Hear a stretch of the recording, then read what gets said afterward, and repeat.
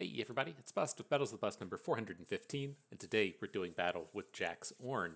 And so, if you've been a recent follower of the channel, you should be quite familiar with Jax Ornn. This is a deck that we took to the Eternal Runeterra Open about 2 or 3 weeks ago. Managed to top cut that one and take this one up into the top 8. And it's a pretty easy port over to Standard. You do lose out on things like Hearthblood Mender, but the remainder of the core of the deck is still here. And so that core of the deck I think is very strong. So I think this deck has two really big things going for it as we're in this format that's completely full of silences. And so equipment are a fantastic kind of counter strategy to a silence. And so the way this format's currently going is you play your Siren Song, you get a bunch of husks on the board, and then you play a unit.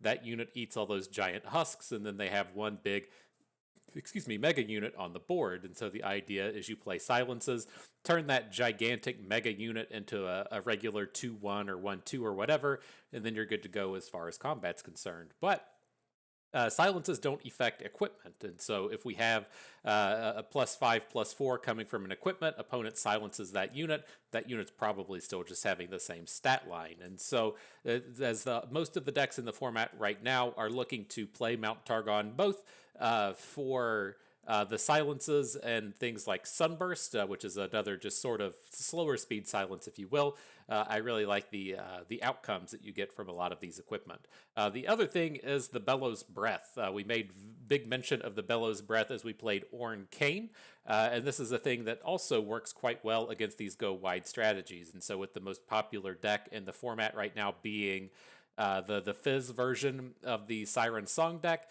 if your opponent has played one copy of Siren Song or one copy of Reaver's Row, then the Bellows Breath should still just kill all of their units. And then as you see decks that pop up to try and counter this Siren Song strategy, namely the various Norra decks, the Bellows Breath is fantastic at clearing out the boards that come from Norra.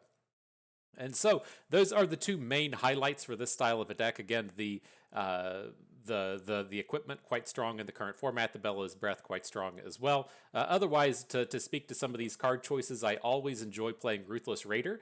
You'll find a lot of these games to where you do have that, +4, +3 equipment, but it happens to be on a combat reel or it happens to be on a fearsome equipment, and you don't have any way to punch in that late game damage. Ruthless Raider gives us the overwhelm in the late game while also having Tough, which is quite relevant against all of the Norra-based removal, which typically does 1 damage. But to continue speaking to that overwhelm, we're also playing the Iceveil Cultist. Just another way to give out those overwhelms in the late game if our units didn't manage to pick up the flipped Jax equipment, or if they didn't pick up a Fishawhack, they have overwhelm that way. And it also lets us just punch in if we have, say, 3 or 4 overwhelm units onto the board, perhaps get damage in with a bunch of those now spread across overwhelm units. Last but not least, the things to note with here, we're playing 2 copies of Three Sisters and 2 copies of the Unforgiven Cold. These are your kind of answer to having to run into Zolani and the likes of those giant units in this format. It's nice to have a way to frostbite them down to 0 attack, or potentially entomb the likes of Zolani with the Three Sisters. And so it's a nice little interactivity package. We aren't playing the combat tricks that I really enjoy, like Inner Beast, but that's just kind of the nature of the meta right now. Inner Beast isn't that strong if you're going to put Overwhelm onto a unit and just have it get silenced. It just doesn't effectively work, and so the Frostbites are where it's going to be for us today. The last thing to talk about before we dive into battle, I've been having issues getting the tracker up on the screen, and it's pretty annoying to me just to not have access to the LOR master tracker, and I've kind of figured out a way to kind of roll back the versioning on that. If you're wanting to do that yourself, I guess you have to say that these downloads are at your own risk. The Bing or the Microsoft web browser doesn't seem super excited about downloading this stuff from GitHub, but this is what we're doing. And the way that I've kind of come across this is if you go to the LOR master site and you go to the download link over on the right, you can just copy paste that link, right? So you do save link as, that's the wrong button, hang on. You do copy link, there we go. And then you can just open up a new browser, scroll this thing down to the releases part of it. So it'll be the LOR master /releases. And then you can go down to the 3.17 patch, and hit the assets button and then find the setup file. And so I've got this previous version installed and set up, and it puts the deck tracker up on the screen for us so we can use that throughout the course of our video today and until they get another update out. And so that's the deck. That's what we're doing battle with today. But you know what we're going to do before the battles begin. We're going to go and pay that pay-to-win price. And we got one card, one guy hasn't made it out here yet. The Ice Veil Cultist hasn't been turned premium. Now the entirety of the deck ready to go. It's a bit unfortunate for Jax and Ornn. They don't have any they don't have any skins to get applied to them. And so that's it. You know, this deck is all done as far as that's concerned. And so, oh shit, not the AI battle. I battled the AI to make sure the tracker worked. There we go. Now we're into that standard queue. See if we can't maybe hit Masters in this video. You never know, man. Maybe we'll get there. We'll get there eventually. I'm not concerned, but it's always cool to roll over as you're recording the video. Whew, Jax Ornn feels good. I haven't gotten the Ornn completely out of my system. I really I didn't suspect I'd like playing Ornn so much. I'm usually not a fan of these just giant units that don't do anything, but Ornn has really kind of turned the tables for me on that in that respect. So, you know, sometimes you just play the giant unit and hope for the best. But up against Fizz, we're not going to be hoping for the best with this starting hand. We're looking for some of these earlier plays. Our Weaponsmith's Apprentice, our favorite artisans, our Jaxes of the world want to get out and rolling early, as this deck typically doesn't do anything until the 3rd or the 4th turn. Alright, so we picked up our trump card, right? We got the Bellows Breath, potentially shutting down a wide board from this one-drops based opponent. Have to see if that comes into play. As it stands right now, we need something early to do. A Jax or a weapon master to start using these forge kind of cards on. There are stories in the ringing of steel.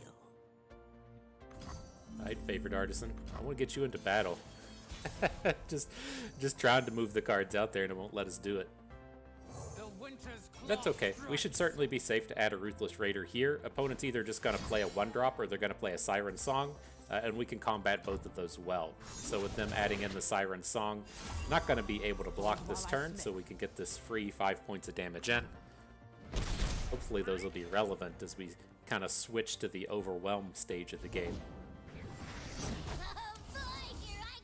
Alright, that's a big old Fizz. Gotta find a weapon master. You're close, Ornn, but you're not it. You're not what we're looking for. I don't think we want to cycle. I'd like to see if opponent just spends a bunch of mana dropping units on the board, and then we can get a clear with Bellows Breath. This is a deck that gets a fair amount of value out of just kind of passing in these spots, and so it worries me a little bit to have to just continue to pass here. They aren't really forced to add more units to the board, but I think we can do a little bit better than this small clear here.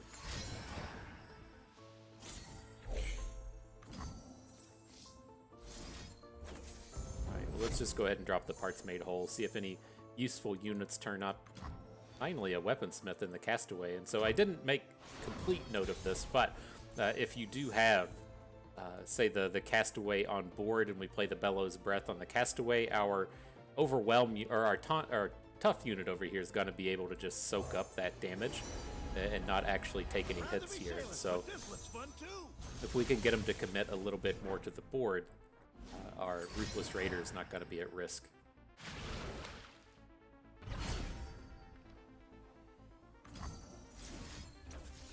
Let's go ahead and drop it. We have to get an attack in, and if we just start passing here, it's going to be too obvious that we're up to shenanigans. And so, very good Bellows Breath.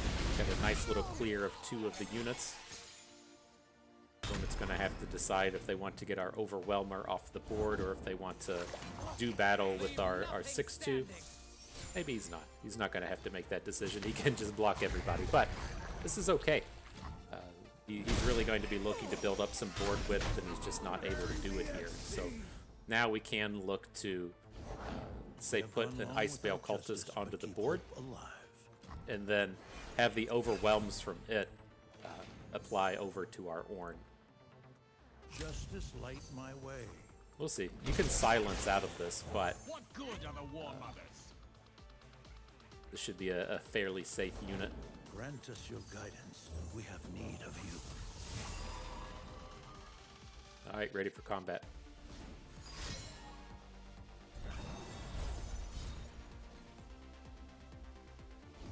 So the thing opponent can do in this spot is you can drop the silence onto the Ice Veil Cultist, right? It's still going to be a giant unit.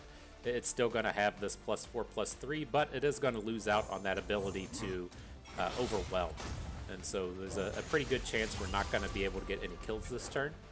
But this is a very powerful attack we have getting ready to roll through. Things like Sunburst don't do anything here.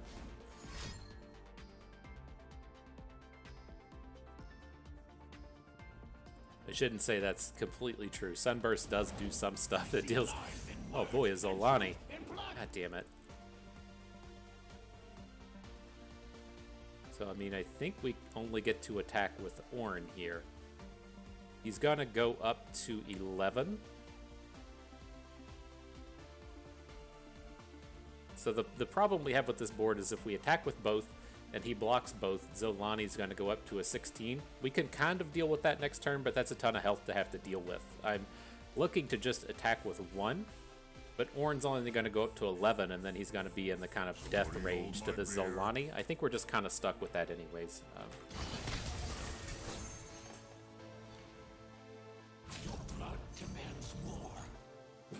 And so this at least puts us in a spot to where we lose our Ornn, but we could potentially get the Zolani off of the board. I haven't made this play before where we drop the oh shit, we don't have Bellows Breath anymore. I was gonna say we can try and drop the Bellows Breath onto Zolani, but we're not gonna have the Bellows Breath with Ornn already in hand.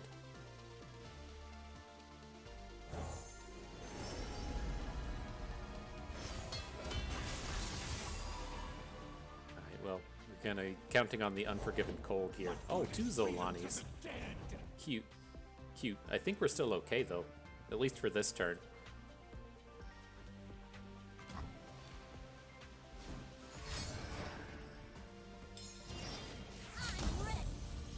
Right, because this is only 12 from his units on the left. He's attacked with his units backwards as well. See how I will rule. Alright, so we'll fall to 3. Now we can try this again with Ornn next turn. And if he's got the means to silence this the overwhelm off of the Ice Veil Cultist, then it's gonna be a problem, but it's as good as we can hope for. Yeah, we're about to just get the whole squad in here, aren't we? This is kind of interesting, though. We probably do just have to try and win the game this turn. It's like I see this Entrancing Lure, and we can Entrancing Lure into Zolani, but then we're still just going to die to Fizz. And so let's just add in the rest of the crew here. Do have to worry a little bit, like, we maybe should have just hooked in the Zolani to ensure, I don't know, it doesn't feel like we can ever win the game next turn if we leave him on board. Oh, beautiful. Beautiful. This is 100% the wrong target to be hitting. Gotta like seeing that. The important unit here is the Ice Veil Cultist. There's the big equipment in hand, right? We have a 6/5 equipment in hand. Let's just copy that one. Good. Yes. Alright, fellas, let's see if we can do something here. Let's see if we can do something. Third Zolani. Wow. Well, that's certainly a thing. My arrows fly true. Well, let's see what we can do. Here comes my molten friend.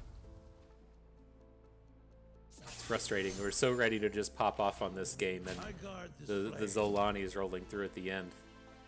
Kind of a bummer. Embrace peace. Kind of a bummer. This is the problem point down here at the end, is not being able to pick and choose where the ram goes. We could have, say... ooh, man. We did mess this up, didn't we? I can't complain now. I was under the impression we weren't going to have the mana to do the things we needed to do this turn. We could have taken his 12 health Zolani and hooked it in front of the Innovative Blacksmith, and then maybe gotten enough in. It's tough to tell with these lifesteal units out here, but we definitely had more opportunity than we have on board. That's a bummer.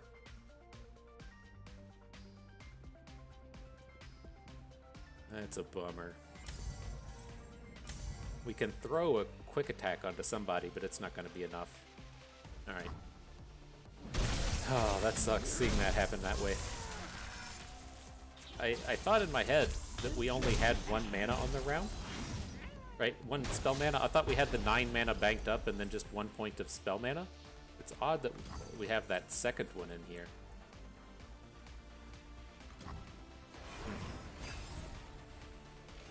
Oh, let's see what happens. I assume he's just going to open attack here, but if he gets into doing something crazy, then we have some opportunities. Man, oh, what a sad way to start that one off. I want to take that back. it's like just as everything was going wrong, we had the opportunity for success, and I just missed it until too late. I saw some of the angles with that with the entrancing lure, and we got the misplay out of the opponent. I just missed that final one there that could have brought it for us. Damn. That's okay. We're all here to learn. Maybe you all learned something from that one.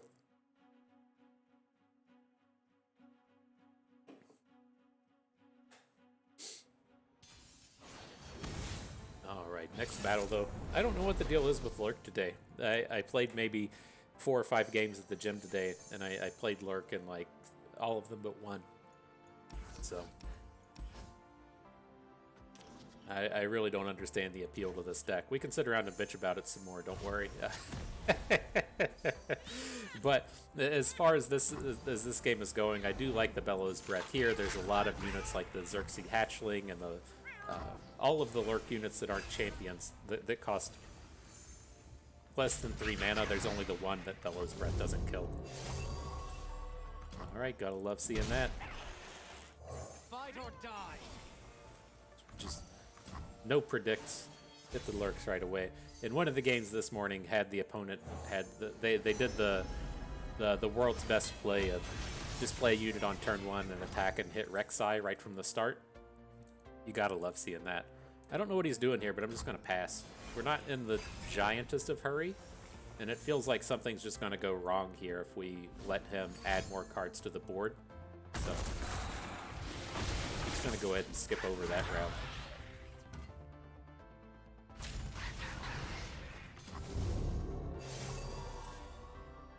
Now with this, I want to keep our Overwhelm unit around. We have this tough equipment onto the Innovative Blacksmith. Well, we have an Iceveil Cultist in hand, but I'm afraid that we're just going to lose the Iceveil Cultist. But if we want to play like a... I don't know. We have the Cultist in hand. I think we can use it for the Overwhelms. The problem with the Cultist is it's gonna die a couple turns from now. It's just not going to be big enough.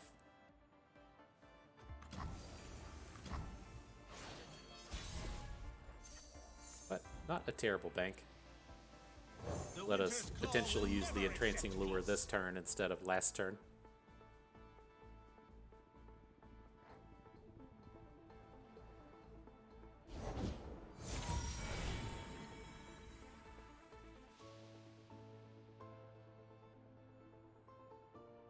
Alright, let's get into combat. It's only a 4 power Xerxes Collar at this point, and so it's kind of interesting in this stage. If we're going to want to Bellows Breath next turn, we run into a bit of awkwardness. Like the play I'm looking at here is playing the Entrancing Lure onto the Cultist and then hooking the Collar with it. The Cultist should be fine from that point forward. But if we want to Bellows Breath, then we start to lose our Cultist unless we physically cast the spell onto our Blacksmith. How big is this pike? He's only a 3/3. Okay.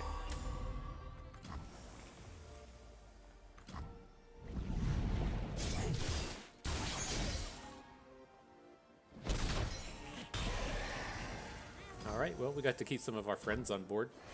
Nothing wrong with that, right? It's always nice to have your friends around. Oh, these damn cats. I'm gonna try to sit on my feet after I let her in here. I will tell you.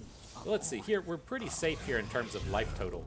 I'm not really amped on giving up on too many of these units. I think the way to go here is, you know, we're kind of done with this innovative blacksmith. That's okay to just drop it. Then we can look to put the tough equipment onto somebody else, and then we can copy with Ornn next turn. Yep, just trying to sit on my feet. Move, cat. Welcome to Battles with Bust. Just sitting around bitching about cats the whole time.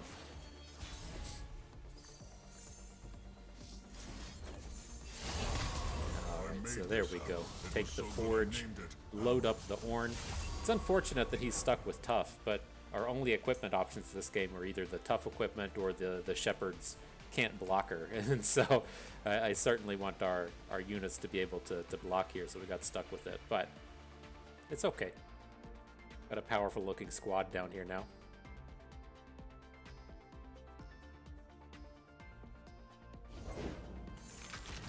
Hold while I smith. Combat time.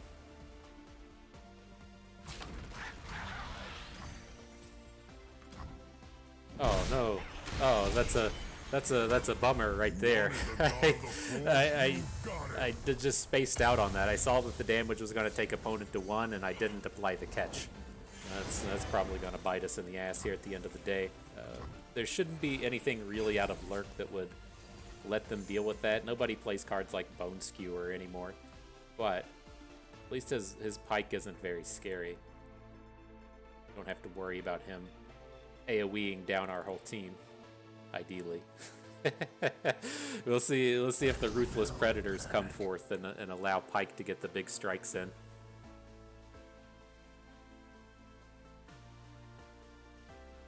So with this board, I'm good to block the Doombreaker with the Favorite Artisan. This is a fair trade to me.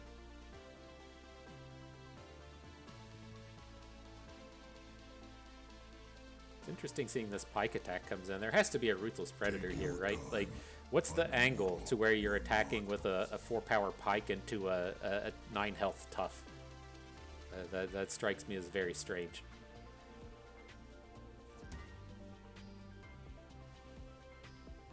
But if we can get out of this turn, I'm completely fine just to pass with everything.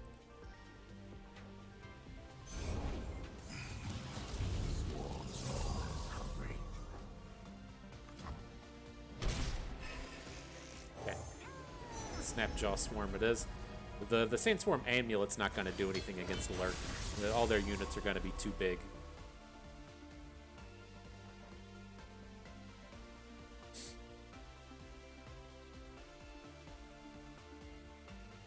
The thing to watch out for next turn, we'll go ahead and put this forth in case it comes up to matter, but if you want to attack with this Ice Veil Cultist, you gotta get it way off to the right of your attack, right? If you remember our attack from last turn, we did the Favored Artisan to the left and then the Ornn to the right.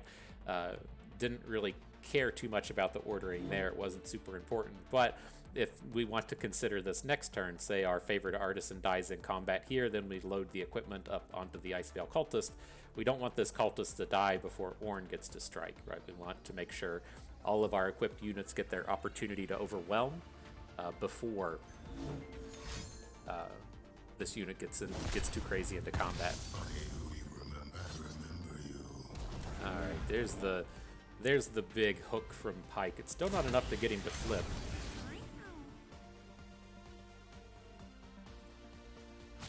Another nail for hammer.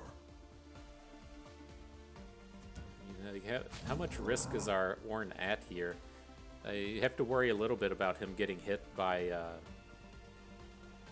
a Bone Skewer. Again, I don't see people really play Bone Skewer anymore, but you I guess it's a legitimate a legitimate concern.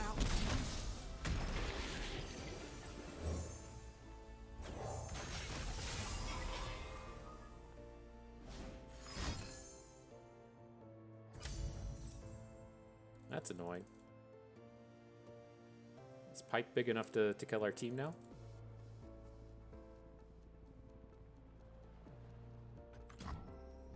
Might be. Well, I mean, he's got 7 attack for the Ornn, and so he's certainly big enough to kill him. We can try and catch through it, but oh. Another nail for hammer.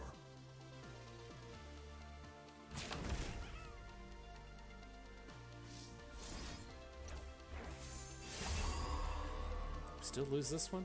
Oh my god.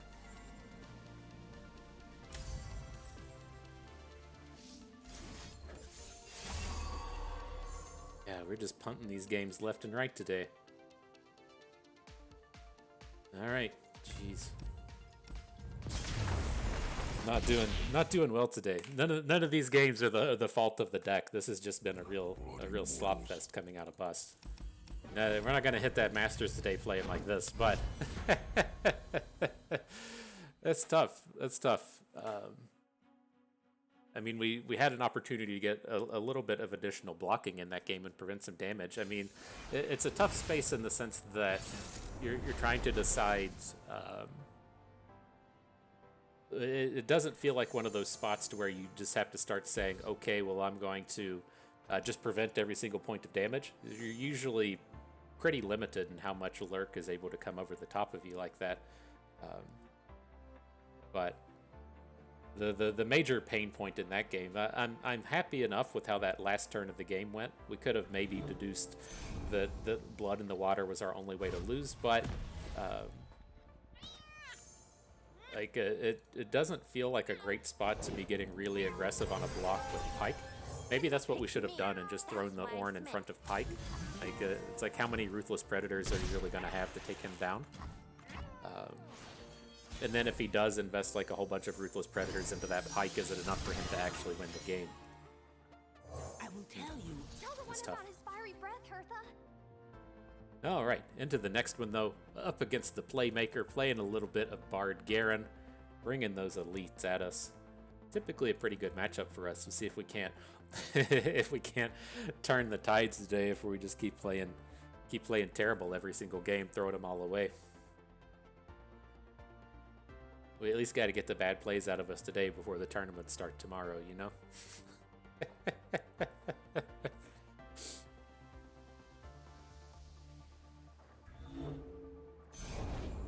Alright, Battlesmith on board. He's gonna have somebody big in hand, right? He drops the Battlesmith, but he doesn't have the Chime from Bird.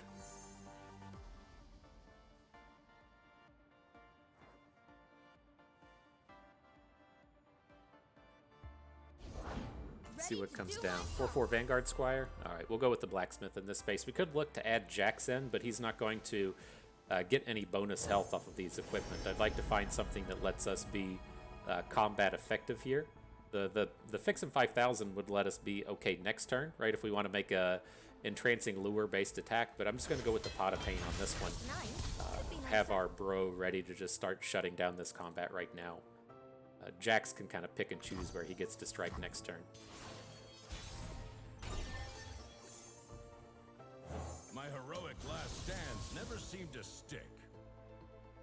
We'll see how much mana they spend, right? You have to worry a little bit if they only spend 2, right? If we're going to try and hook the Battlesmith with Jax and he has 2 mana up for the +2/+2 spell, but at the end of the day, they only play 3 of those, and I'm kind of willing to just let that happen. I'm still curious to what big card is in hand, right? He's had you typically run that chimed unit out as fast as you can. And it's just not something that we've seen here. A couple of turns away from Champion Strength, but he could be building up to a Garen turn next turn. Keep it moving. All right, well, I'm gonna play it safe. Let me change up my style. We'll just take the smaller hook from Jax, ensure that we get the kill and not have our board devastated by a +2/+2.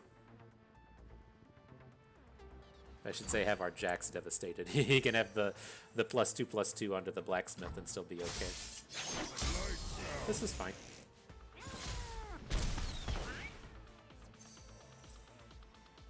We still have plenty of good blocks next turn if Garen comes in. Oh, starting to hit those Bard chimes though. He had a double on that turn. We fight for those who cannot. So who do we want to bring in? As far as this attack goes, right, we have a 2/3 to put in front of the Squire. We can put the 1 health dude in front of Garen if we want. Then the rest of our blocks look pretty good. We probably just want to add in the cultist though, right? He's going to give us a safe block on one of these 3/2s. And then I do want to clear out as much of this board as we can. Like, everything in this game is going to be fine until the opponent plays champion strength. And so if we get the chance to clear out some of these units because he's attacked, that's going to be great. Seems like he's not too excited to attack with the rest of the squad and just throw them away. And so it kind of is what it is at that point if he's got it. Let me focus. It just snapped. Stay resolute.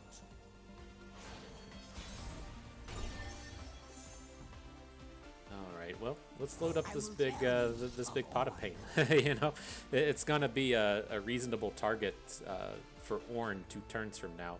We don't have any other equipment anyways, and so might as well make one good one. Thing is a waiting thing.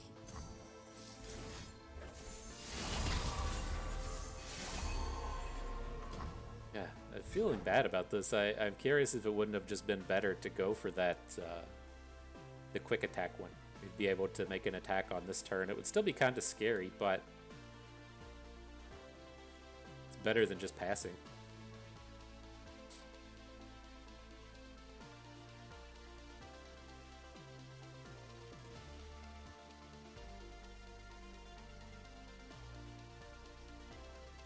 So it would be a 9-10 Ornn if we get to drop him next turn.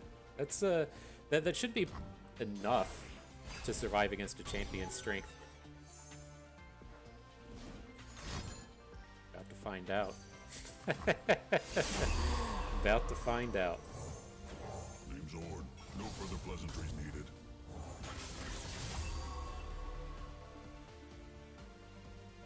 Yep, this is okay. His attacks here are not particularly good. We have 2 takedowns with our blacksmiths. So we'll put the smallest unit in front of Dum Dum here. And then we can take these blocks like this. So at this point we'll have 4 units left over to his 3 coming back in. The thing we have to worry about a little bit is 2 turns, or the next turn when Garen just gets the rally, but can threaten to just kill Garen with Ornn. And then on his crack back, we can take down one of these 6 health units with our 6 attack unit. Okay. Press the advantage!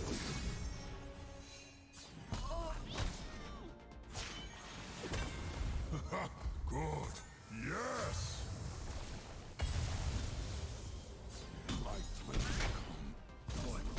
We can, if we do get to make it into next turn, we can, the Ornn Ram will be lethal.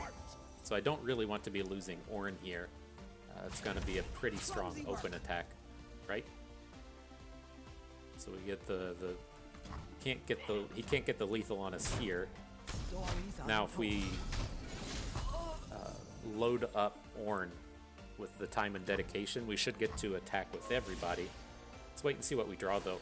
The kind of wild card that we have right now is if he does get if he does come in and decide to attack, we have the parts made whole in hand. Maybe that's where we just want to take it anyways. Let's see. We can parts made whole. We can discard Light of Acacia. We have another Jax in hand. Let's see what turns up. Trancing Lure. Okay. No need to thank me. It's no trouble. Hammer never fails. Right, we can do one of these, then we'll have this 13 power Overwhelm along with our 3-2 on the board. You're all in trouble now. Seems reasonable. He's already played one single combat. This deck only plays 3+2+2s, 3 champion strength, and 3 single combats, and so... Oh, you fucking kidding me. No? I guess that's another one we should have played around. Oh my god. You're just getting dumpstered today. Okay. Okay. Maybe we'll win a game at some point. I mean, it might have...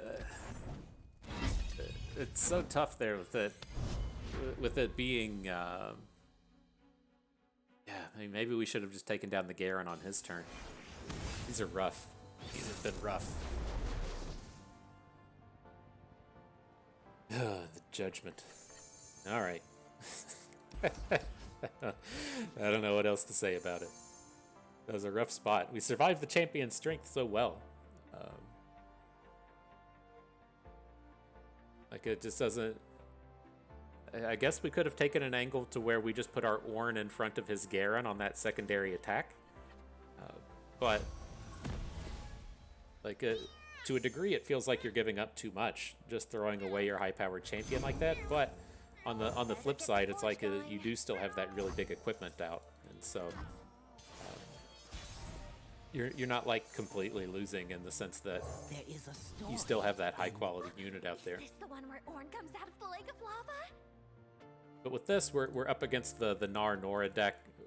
I'm fine to just add in the favored artisan. There's a good chance we'll get to attack with the artisan as opposed to just the 1 damage from the apprentice. Looks like what we're getting here. We'll get a Norra hit in. We don't have to let him do it. We can just fish fight the Norra. But now that she's opened attack, there's no reason to worry about it. Get this fish a whack. The Norra decks are most certainly good at just developing a ton of width, so we'll want the way to attack through it if we can. Well, aren't you the cutest thing of a D I ever did see? Okay. Now Jax turns up.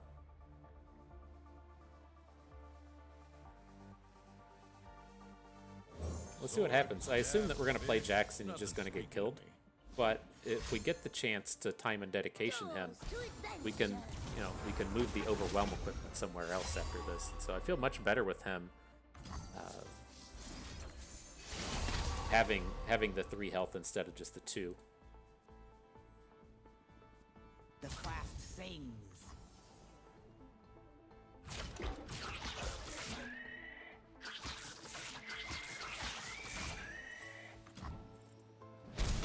Alright, and I'm going to let him stay at 3 health. We're going to play the fish fight here. I'm just going to fish fight Norra directly off of our 2-3. Just try and get her off of the board. Jax, he's not ultra critical, but with him being so close to flipping, and if we have like one more weaponsmith and he starts getting overwhelm attacks in next turn, or the big thing that we'll kind of run into in this spot is Jax flips, and so the weapon itself, the Light of Acacia, picks up overwhelm, and then we can put that overwhelm onto Ornn. So see what we can't do with that. This land is ours. Off we go. But Norra number 2 coming in. That's okay.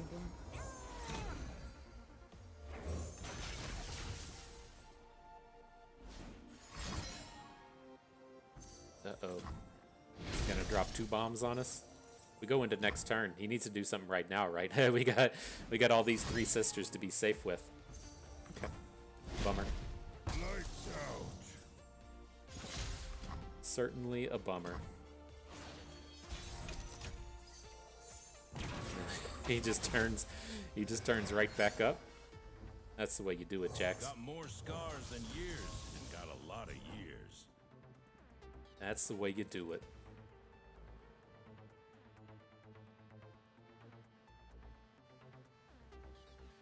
So as far as these attacks go, you have to make the decision if we want to hit with this Ruthless Raider. He has a kind of okay block with the Shadow Assassin, well, now that he's got Portal Scholar.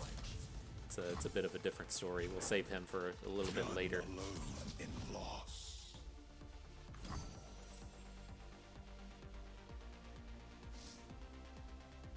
This is a very, very tempting round to just boost the favorite artisan, but I don't think we need to. We can just take the Fish-a-Whack and then just put it on a different unit, and then still copy the Fish-a-Whack next turn with Ornn.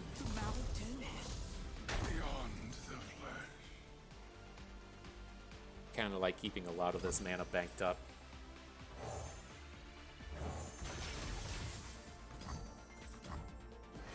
We can get into 2 turns from now and then have the mana for 2 versions of Three Sisters.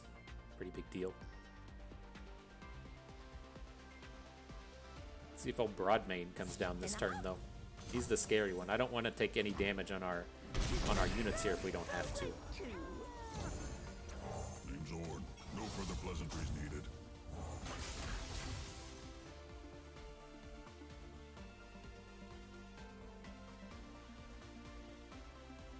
Now the thing that's interesting that we can do here, we do have the Broadmane come in, is we can look to fish fight something and get Ornn to flip, so that when he gets to attack next turn, he'll have that that overwhelm power coming through. I'm not going to go for it. I'm just going to let him do his thing. If he wants to try and kill our Ornn right now, we can just take this big Fish-a-Whack and load it up over on our Ruthless Raider, and then hopefully still be in a pretty strong spot. But it's tough for this deck to actually deal 2 points of damage, right? They have to drop the bombs, but outside of that, they don't have a ton of other ways to actually try and deal this Lord Broadmane damage. So let's see if he has a way to do it in combat. The way I was thinking he would probably go about it there was going to be Condense. The other thing you can use is Lightning Rift, but we'll see how opponent wants to go about it here. He hasn't played Conchologists. Like, this deck doesn't usually play Lightning Rift, right? They play a bunch of Condenses, but they don't play cards like Lightning Rift. They don't play Electro Harpoons. They usually just have Drop the Bomb in it. So that's why I was thinking he was going to condense the Broadmane last turn, so that he gets the second Broadmane so he could deal 2 damage to Ornn. It should be tough to do this right now.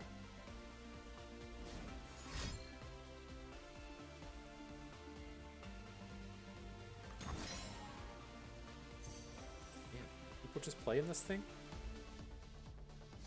That's tough. Well, first and foremost here, we have a very good Entomb, right? We're going to come in and Entomb this Lord Broadmane. Does 2 things, right? He now has to play more removal spells directed onto Ornn because he's not taking 2 points of damage. And then it also lets this Weaponsmith's Apprentice get the full 4 damage in, right? Since the Lord Broadmane's not going to be here to block.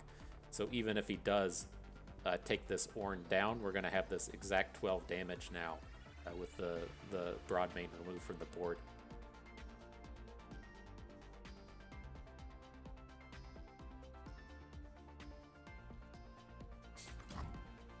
There you have it. GG, finally securing a victory. I didn't think we were going to be able to do it. I didn't know we had it in us, but Good. Yes. we did it apparently. Whew.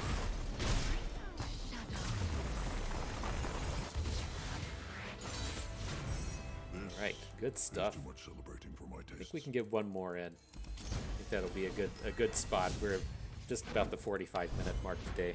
Get us close to the hour after this 5th game. I don't know what the deal with this season has been. Like, usually when the sets first come out, the games are a little bit slower. There's a lot more to think about. You have to stop and read the cards. You haven't run into the common lines nearly as commonly. And so the games just drag on a little bit longer. But it doesn't feel like it's usually at this state to where I'm not able to get 8 games in the hour. So it's been interesting. It's not just a function of the decks we play, right? I mean, I know we're not playing a bunch of Decimates out here, but it's been interesting. Played against Lurk like 100 times, and so that should count for something. But all right, this is a kind of a scary opener. I'm getting rid of the Combat Cook. It's just a little bit too expensive for our start. But the idea with this hand is we're going to play the Apprentice on 1. We'll play the excuse me, the Piltover Castaway on 3. And then hopefully the Castaway's big enough to survive an entrancing lure hook into Norra. So it's not a super high-powered card keeping this entrancing lure early, but their main avenue to advantages is going to be through Norra, and if we have an opportunity to take her down early, I kind of want to pursue it if we can.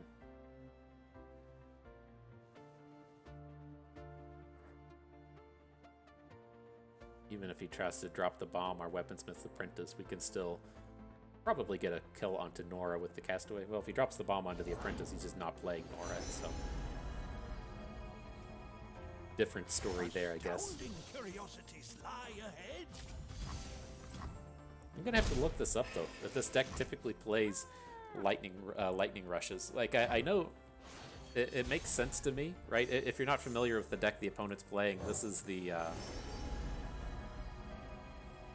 this is interesting. There's the upcycled Rake, which I want at some point because we do have the Ornn in hand, and loading Ornn with the Rake's a big deal. But it's a little bit too far away from being good, and we have the 2 combat cooks in hand. I'm going to go with the Pot of Pain just to make our current unit a little bit more resilient.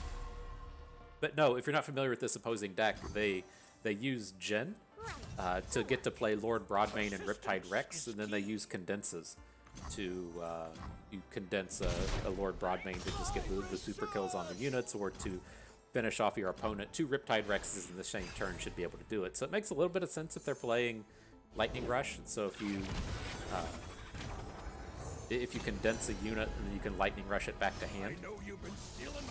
But I'm gonna have to check on these lists just to be sure. All right, let's keep our mana active here. I was thinking if we want to kind of preemptively fish fight this Scholar, but it's like he's already done his work, right? He's got the portal in the deck. I don't particularly care about him hitting impacts at this point, and so let's just go ahead and send the attack in. Save the fish fight for if Gnar turns up or if Norra turns up. This guy's not playing Norra. I guess we should have taken note of that earlier, but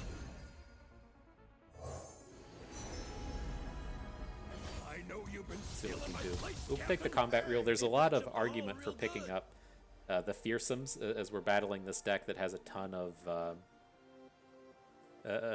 portaled units. You can fearsome attack through a lot of them, but I think we have a very heavy mana spend that we're about to go through, and picking up 2 points of mana from a combat reel seems appealing.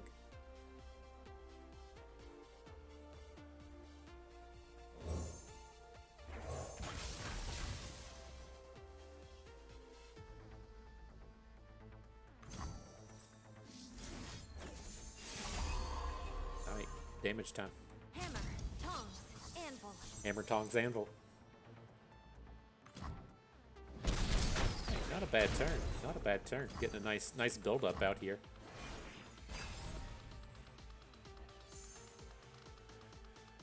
That's going to be the zinger, isn't it? The Bellows Breath rolling through. Into war, friends.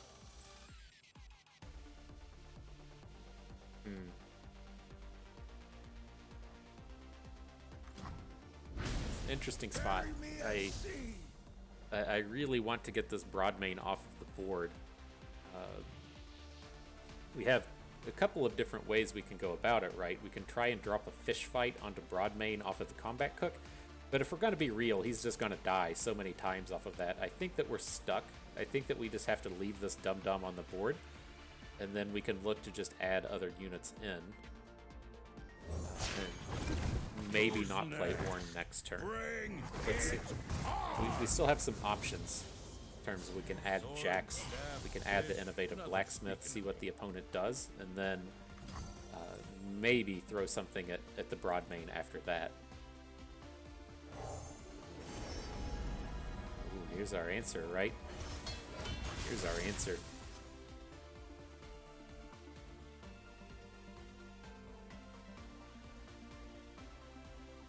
So with this, there's no reason to return. We're going to fish fight the Broadmane here, right? But there's no reason to return our blacksmith. Oh, he's doing stuff. That's what you like to see.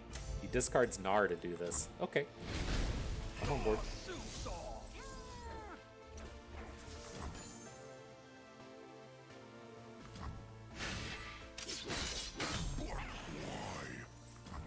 see what we can do.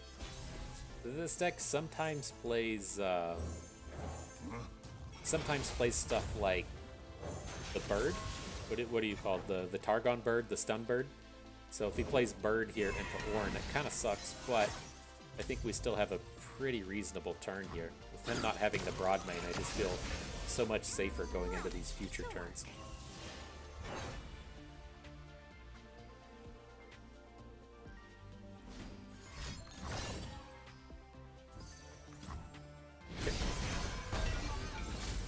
Takes down the unit in the back line, but we still get to attack with Jax. Seems good.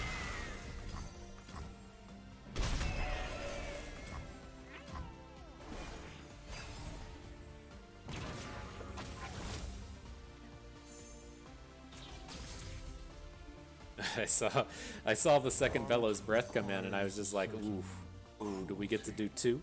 Do we get to bellow twice?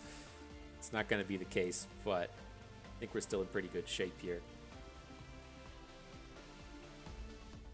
I will tell you. Tell the one about his fiery breath, Hertha. Let's just get as much on board as we can. Drop in a combat reel. Could have looked to swap our equipments around, like in Eternal, we found ourselves a lot loading up the scout equipment onto Jax. I don't think that's going to be something that we really need to be doing here. No need to thank me. It's no trouble. It would have probably been pretty safe, but our board here should already just be good enough. We need to pick up the parts made whole if we need another surprise attacker. We have these Bellows breaths if we need to try and get some dudes off the board. I think it's okay.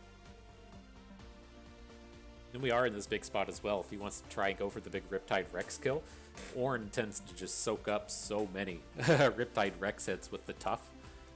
It's very challenging to kill through an Ornn with your Riptide kill.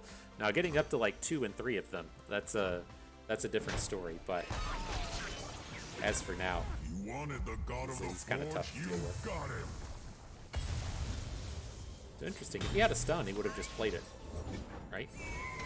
So slow. Is it not? Okay.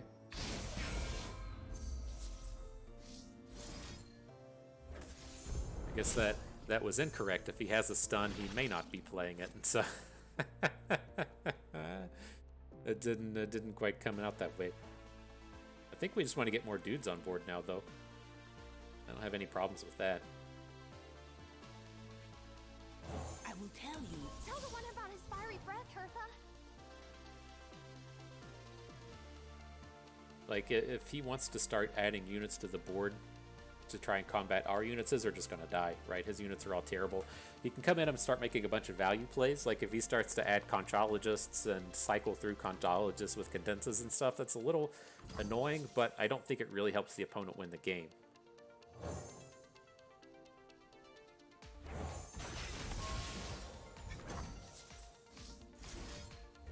Stand on your own 2 feet, and nothing shall move you. Alright, well, let's send the squad in now. The craft sings. This will make it sturdy. I don't know. It seems like he thought he had a way out of this. I'm not convinced. I'm not convinced. So we'll see. You have like 2 sets of stuns. I guess that would do it. Like, is this guy that was playing the Bard stun chime thing? I will give them a show to remember. Signpost and a stun. He's throwing out the GGs. I guess we win at that point. Alright, we managed to do it. GG. And so, interesting and fun set of games. We can pull this up and talk about it a little bit more. And so, you know, had a lot going for us in those games, right? I feel like we really hit everything I wanted to see in that set of games. We got to hit against the Targon Fizz deck, which isn't a good matchup, but that was certainly winnable. We threw that one away, and I feel like in more kind of general games, to where if they just don't have that Zolani at the end, we start to really crush through. Right, it's one of those decks to where we can go toe to toe with their stats. It's not super appealing, but we have the opportunities there. And so in terms of grinding ladder, you can deal with the current top deck of the format. In terms of all the control decks running around, we got to see the Norra deck twice, a couple of different flavors of it. Again, we're very strong there in the sense that our equipment are reusable. And so in that game, we were getting a ton of work done with Weaponsmith's Apprentice, right? We had that 3/3 scouting Weaponsmith's Apprentice getting a lot of attacks in there in the late game. And so you get so much value out of those equipment coming back down and turning your just value units into real attackers. And then the same thing will kind of apply as you play against decks like Seraphine back alley bar, and you play against things like Karma Set, as to where they have to start investing more and more removal into your units because you're able to grow them up a little bit with the power of those replayable equipments. And so it's very powerful all the way across the board. Again, this was a deck that was quite strong in Eternal. We loved it there, and it has a lot of weight and merit in Standard constructed now as well, especially to me with the addition of this thing like Iceveil Cultist and Bellows Breath being exceptionally good against the Norra decks, which seems to be the answer to a lot of the Siren Song decks. So, very powerful, very good stuff. I like it. I give it the seal of approval. I hope you like it too, because that is going to do it for us today. And so I hope everyone enjoyed the video. Hope you maybe learned a thing or two along the way and had a good time watching. So this is Bustin' Me. Thank you for being here.